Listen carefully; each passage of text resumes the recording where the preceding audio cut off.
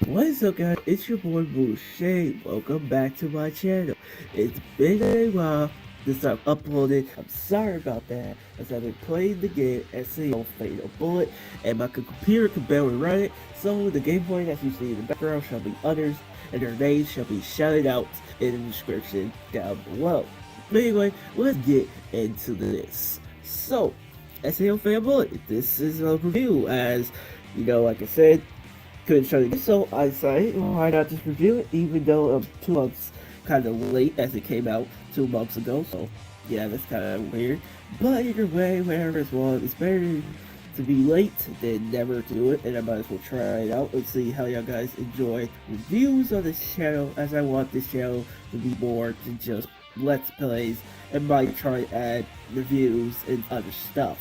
Just test it out on this channel, see how people like it, and yeah, so let's get into it. So, SAO Fatal Bullet is part of the SAO video game universe. And if you don't know what the SAO video game universe is, basically the games like Lost Song and Hollow Realization, where there's an alternate universe of the SAO anime, where different events happen and different things change. Certain people don't die, certain people do die. It's all kind of interesting. It's really good. But past this point, even if you don't play those games, you'll be able to understand Fatal Bullet decently. Some of the stuff is really just weird. And the one thing is, it doesn't really matter about the past games, because really, honestly, the newest characters that come for the past games sit as a really minor role. And honestly, you'll kind of forget that they practically exist, because they take a really huge backseat in this game. Only one of them kind of stay here, but they're not technically a video game exclusive, as they do appear in the anime. But yeah, I passed the day point. Basically, let's get into the story. So, the story of SAO Fatal Bullet is that you are a custom CAC in the world of Gun Gale Alive.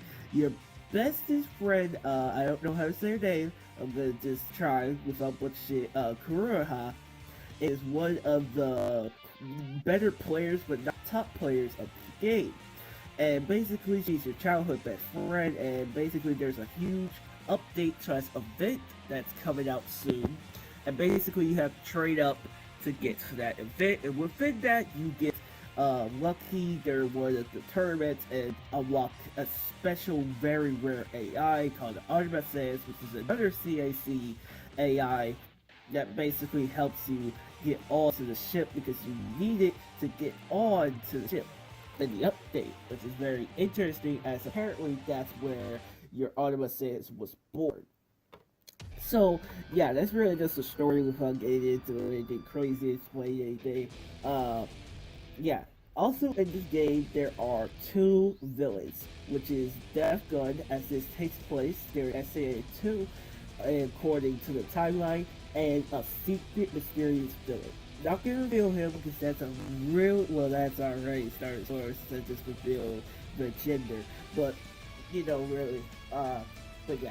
So basically, there's two villains, but really, honestly, at this point, you might as well not even call them villains. Like Death Guard, he is villain, but really, that's up to Kirito to stop him. Kirito still stopped Death Guard. They don't really go as big as they did with the past ones, changing up the stuff like they did with SAO Season 4, I think it's called.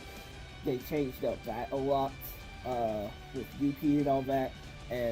But really, in this game, they really don't change up stuff. Kirito still gets that weird avatar, and Sinon still fights Death Gun, and Death Gun's still crazy.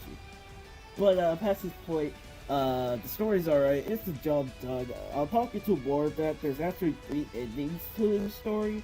But they're alright. They get the job done. They're not really as enjoyable compared to, I would say, the past game's endings. But yeah, do I think this is the best story of all of them? Obviously, no. I think I enjoyed Lost Song, Holorization, and SAO versus, I forgot to say, I think it's a Cell World. Yeah, I think I do like those stories a lot more than this game, but it's alright. If I had to give this story a scoring 10, I would give it a 6. So let's get into gameplay. Gameplay, in my opinion, this is when this game excels. The gameplay is really enjoyable as it's a gun and swords game, and that's really up to it. There's gadgets and all kinds of equipment that you can use to make you become better, and special skills for your weaponry. There are multiple type of weapons going from assault rifles, proton swords, lightsabers, rocket launchers, pistols, shotguns, sniper rifles, all kinds of specific type of weaponry to take down these enemies. It's very fun sometimes, but the gameplay can become a really huge drag as when you're on the game, the enemies become very huge bullet shields, and they just take all your bullets, and it gets really kind of tiring. But anyway, it gets to that point, if you can get past all this fighting, it's kind of fun. The only huge problem I kind of have with this game is that most of the SAO games, they get really lazy past the first two worlds, as they start reusing the same type enemies, and you fight them over and over, and it becomes a really huge drag.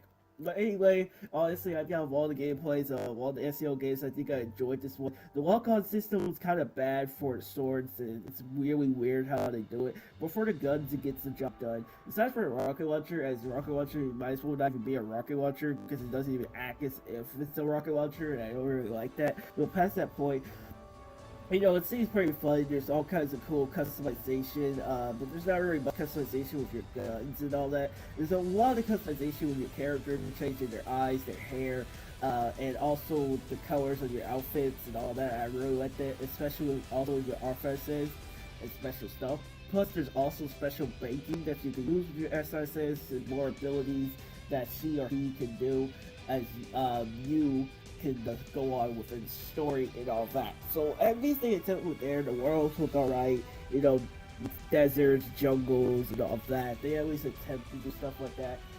But yeah, there's also that visual novel component again. It makes a return, which is alright, but there's one huge problem with this game. It's at the very start, they just use so much of that visual novel stuff, and there's so much dialogue, it gets real boring at the very beginning, as it has such a cool beginning, but then it just starts to drag as they continuously talk for hours and hours and probably hours. So you're gonna get really tired of talking, and that's gonna be really most of the game. Because most of the game is just you with that visual novel look and just loading screens. Because the loading screens in this game is crazy long. And since you have to go places to places, go into government offers and the worlds and all that multiple times, you do all this stuff, it's gonna be such a drag and you get really tired. To get the true ending, you have to go through with all the visual novel stuff, and you have to do all this crap, and it's just gonna get such a drag just to do all this special stuff, and you're just not gonna really enjoy it. The gameplay's fun for a bit, but it gets really tedious and such a drag that at the end of the day you're gonna enjoy it for a bit, but I don't think you're gonna love it as much as you would play a game. So I'm gonna give this game a 5 in this section. Now then, next up, visuals. For this game, it looks pretty good in my opinion. It looks pretty nice. Has a look of SAO2. I could compare it. They have some anime scenes and all that. Hand-joined special scenes for certain stuff like Kirito vs. Death Gun and all that. Really, you probably already seen all this because it's been shown in the trailers and all that, so it's really not that special. Compared to the actual anime, it looks relatively nice. As you see certain stages, it actually does seem to have a nice little glow. It doesn't really pop as much as the other SAO games. It's different stages, which is really nice and different looks. So in my opinion, this one looks alright, but it doesn't really do anything special that the other games have not done. So yeah, it has a nice look, but really honestly, it's alright. So I would have to give this game graphics department in a 6 as well. It's average, nothing too special, it gets the job done. Also, I forgot to talk about this in the gameplay section. It's the choice path, but the choice path is garbage, so you might as well not even talk about it because it literally does nothing until the final choice. So anyway, now then, we're gonna get into spoiler territory, but for now, my final score of this game is a 6. It's a very average game. It's not special, it's not bad, but it's average. Alright, now then. So, I'm going to give you 10 seconds to get out of this video now that you know how I feel about this game. Before I get into spoiler territory, let's really explain why I did not like this game. Okay? 10, 9, you already know how to count.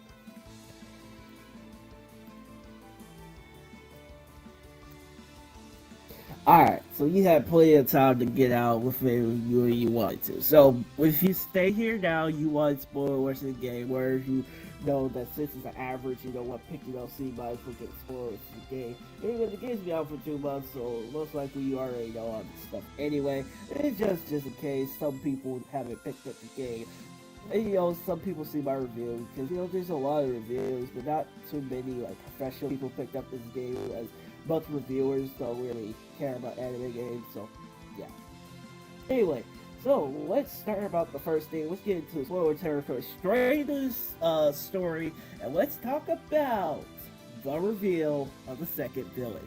The second villain in this game is Itsuki. Okay, I do not like this villain at all. The game forces you to like this villain.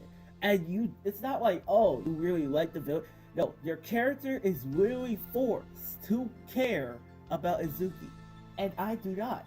Izuki is apparently the top player that's really good and all that. Not better than Kirito. It's already explained at the very beginning. He's not even close to being better than Kirito. He's like this top player who's all powerful, who apparently sees the world as no light but you, and is super obsessed. It's just a yandere, but a male one, and it's just super annoying. Alright, it's so annoying how the way we do it, because to get the true ending, spoilers here, you have to romance every character in the game into a harem and have a bed scene, and it's super annoying with him because they reveal that he's a villain before the final boss, and then they force you to have him at least at 84, which means you have to use him and talk to him a lot. It's just like, bruh, I do not like this dude. And at the very true ending, the very end, okay, he asks you after he nearly gets you killed because remember SEO2 they mentioned how like Def Gun stole the Nerf gears? Well, apparently it wasn't Def Gun. It was Itsuki in this bro. And apparently he gives it to you, your childhood best friend Kuroha, and one of the other top players known as the Uncrowned Queen, which I kind of forgot her name because she's not as irrelevant, but really I just didn't care about her too much. Past this point, he gives her that, and apparently two of them were faking. The only one he gave me was you, and he was playing a game with your life, a death game. It really pisses me off because he asks you, are you mad at me for nearly getting your friend killed, but not really getting your friends killed, putting them in a game, manipulating you, trying to kill you, and your character's a silent protagonist, and he or she shakes their head no. There's no choice, there's no nothing, you say no. You know what that was? When we talk about that choice path, it's useless.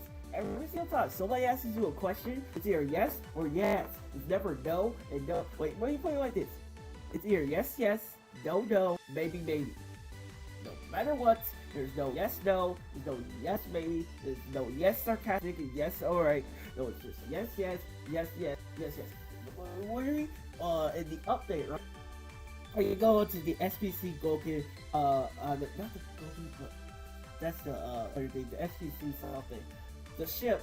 So apparently there's like this choice, right, for your officer's mother. So you either can restart the system, which would leak the mother, but it would complete the quest, or you could beat this really strong boss and repair the mother. And guess what? You can't even choose to restart the system. This is an obvious choice right there that they should have allowed you to pick. But you can't pick it. You can either say yes or you say yes. And it really pisses me off because in the advertisement it says this, and I quote, your choices are as powerful as a bullet, but there is no choice. Your character automatically is a caring guy. You can't be evil, you can't hate people, you have to love everybody. It pisses me off because there's so many people in this game I do not like.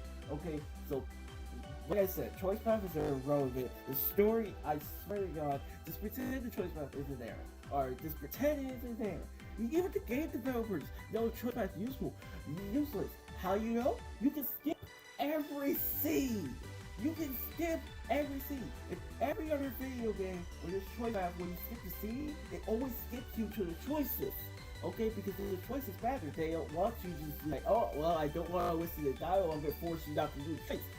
This game, they just skip everything, including the choices. So even the game developers know the choice is useless. Even the game developers know. So I so question why they even put it in the game if it's useless and they know it's useless. It pisses me off. Alright. So put that guy story is so bad.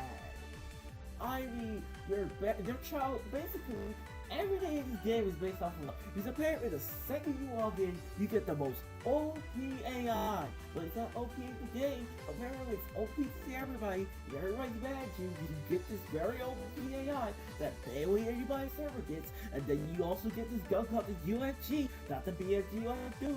He has the same color, but he doesn't do the same thing because it's just a grapple hook that nobody else in the game has within the first 10 minutes, and then also on top of that, you become friends with Izuki, Kirito, and his whole entire team. You become friends with everybody in Kirito's squad within a matter of 10 minutes.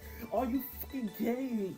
You become literally a legendary player within 10 minutes, and your best friend is super pissed off at you because of your crazy luck.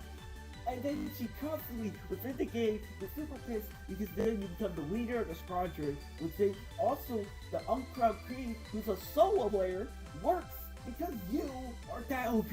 You're so fucking lucky that everybody just comes down and bows down to you as nothing you do in the game is earned. Even Death Gun says this, but guess what? Since Kirito takes down Death Gun, guess what?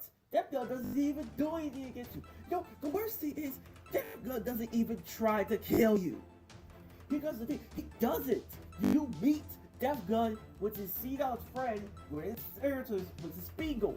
He even tells you his goddamn self that Death Gun comes out for people like you. He basically says that Death Gun's gonna come out of your life. And you get a message that Death Gun says, again, put on the Nair gear or your friends die. But guess what? It wasn't even Death Gun, says Spiegel, it was Itsuki.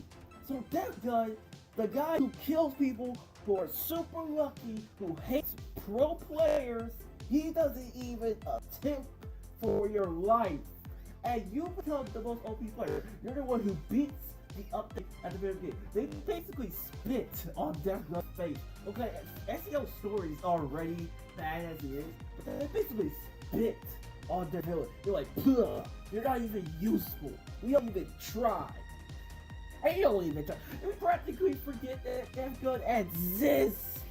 Okay, they show him in, and then Kirito, then they just forget. He was like, oh, he just kills this dude in front of us, and then we talk about it, and then we forget about it, and then we just do all the dungeons, and then we come back and we continue to talk about the update. And out of nowhere, they had to force Kirito, they'll fight him as a female, even though in this game he's a male. That apparently the Avatar is not even a male. It's like a rare. A female, it's actually like a rare male thing that has long hair. Yeah, basically female character's a trap. Yep, we had to add that in. Why not? Anyway, past the point. Guess what? Fucking Death Gun is fucking useless. It baffles me. How did they write this like this? Literally, play like this. This game is super average.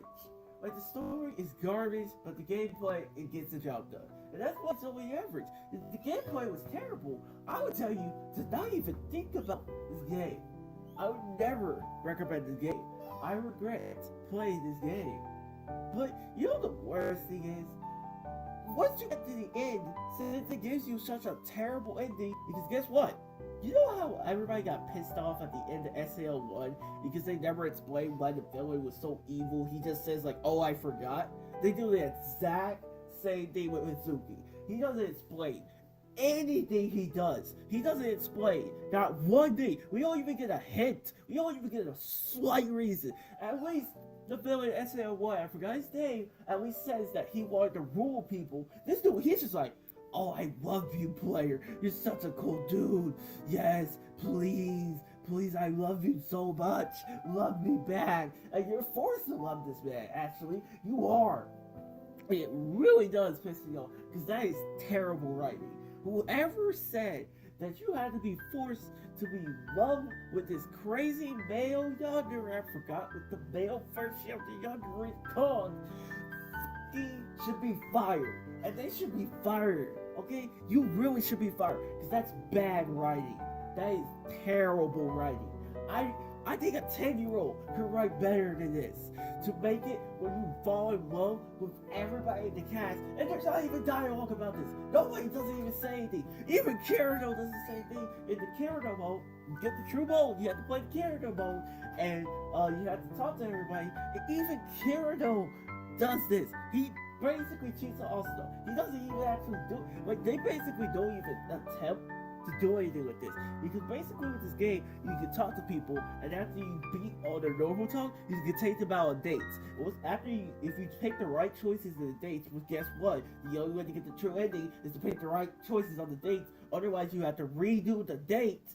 Basically, once you get a special date scene of an anime picture of them in the bed in underwear, and we have this conversation, and then they act as if you just went to sleep. So you're telling me these girls went in their fucking underwear into your bed just to go sleep? And you know the one thing that turns me, they put every anime cliche in this game. You think I'm kidding? Alright, Zuki's a yandere. Lifa says Suko, Kirito's cousin slash sister, she still wants Kirito. You want proof?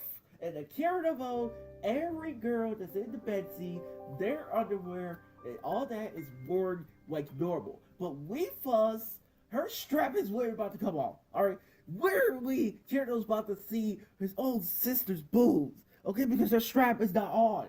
It's off. You can see it. I'll show a picture right now. I'll find it. Okay? It's not even a game. Okay?